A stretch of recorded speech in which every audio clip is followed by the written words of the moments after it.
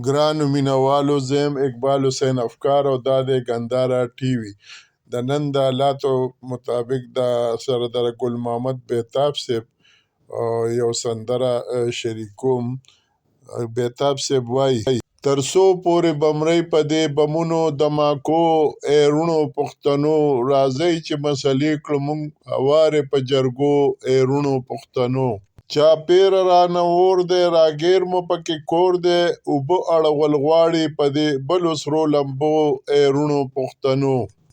غربت دی او نیستي ده، جنګونه تباهي ده، راځئ چې توبهګار شو د ټوپکو تمانچو، ای روڼو پښتنو. د بر دی که د لر دی، د سمې که د غر دی، یو دین یوې قام یوې ژبه یو پښتو، ای روڼو پښتنو.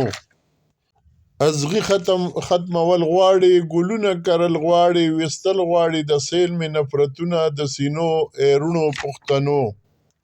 دی وایي نامعلوم دی خو موږ ته ښه معلوم دی، بېتابه که مخونه پټ کړي په چیړلو، ای روڼو پښتنو.